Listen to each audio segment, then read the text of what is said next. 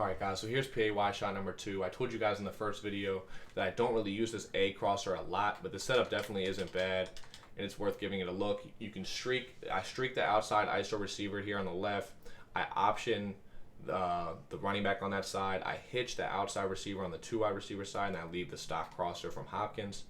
You guys are going to see here now, I'm going to base align it just so this guy doesn't get bumped. Well, I'll let it run without him base aligned here and just show you guys that he does get wide open even when he gets bumped, because the streak carries the mid read. This is against cover 2, and this is going to clearly get wide open over the cloud.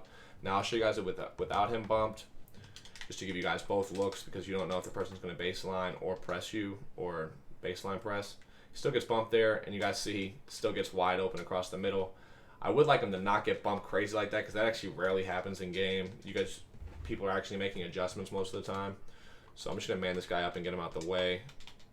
But you'll see here, this guy's going to get way over the cloud easily. This option route's going to do a good job of holding down the cloud a lot. A lot of the time, they're going to pay attention to it. And you see, he kind of bites down.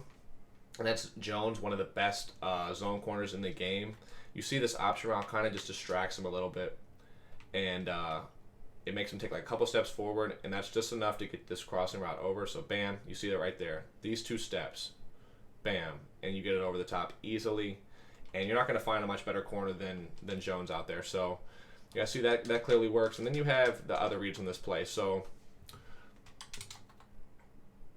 if you have this set up right here, and say they're in like a cover 2 blitz or something, I love the ability to have option routed hitches out there. So they're blitzing here, and this is essentially their user.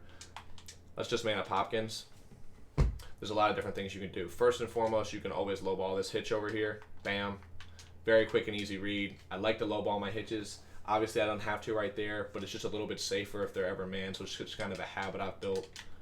Again, splits this guy here, puts this guy here, man up Hopkins. Just like that's essentially the user. You can always try to fit the seam streak in. Bam, right there. That's also a good read. If they move down their deep blue, it might not be quite as open, but a lot of the time, if they're setting up and you're hiking it quickly, they don't have time to move them down. So that's another read for you. You can also get off this option route depending on how fast the blitz is. But if they have a 6-man blitz, you probably aren't throwing the option route. You're probably just reading seam streak, crosser, or hitch. But I will show you here against like a less quick blitz. It's going to sit in a nice spot just like the hitch does. But I'll show you here. Say they're sending 6 like this, and they're using the hitch. So you see them run straight to the right. So essentially with their user, they know they're blitzing, so they're just going to try to take away your first read. They sprint to the right to take away your hitch. That's what this man-to-man is kind of showing here. And when that happens, you instantly throw this crossing route. So show that here. You see him go to the, bam, you see him go to the right there. You throw that crossing route. Now, Jones made a crazy play. I did tell you that Jones can make a crazy play. If you want to lowball it, you can. I don't like to lowball over the middle very much because it can be scary in case they didn't blitz like that. But I'll show you guys it one more time here. That signifying their user running straight to the right. You can lowball this thing right in. Bam. And you're good. Now, I wouldn't be too worried about what Jones was doing right there. You can probably just throw it regularly and you'll be fine. A lot of times if people are blitzing, they're going to be pressed. That's going to have them out the way as well. But that's the play against cover 2. Now, I'll show you it against cover 3. It's going to work very similarly. The crossing route's going to get to a really good spot on the field. Now, I am shading down because that's what most people are going to do out of cover 3. But either way, it'll get open. Again, I like to lowball my crossers just to make sure that the deep zones don't have a chance to break on it. You can get really good click-ons if you don't lowball this year, so that's something I like to do a lot.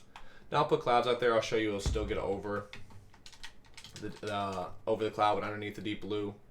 Crosser gets to a really nice spot on the field. Bam, lowball it in that pocket and get that nice little toe tap over there. So this cross route's going to do a great job. The hitches and option routes really on this play are really just to manipulate the zones, hold down the cloud flats, as well as just be hot reads for you if they're blitzing.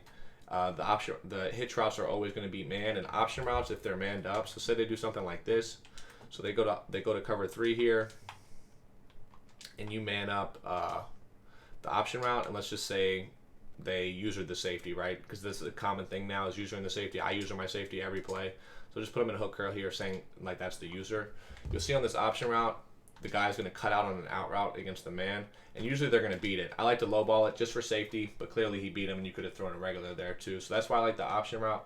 But that's PAY shot number 2.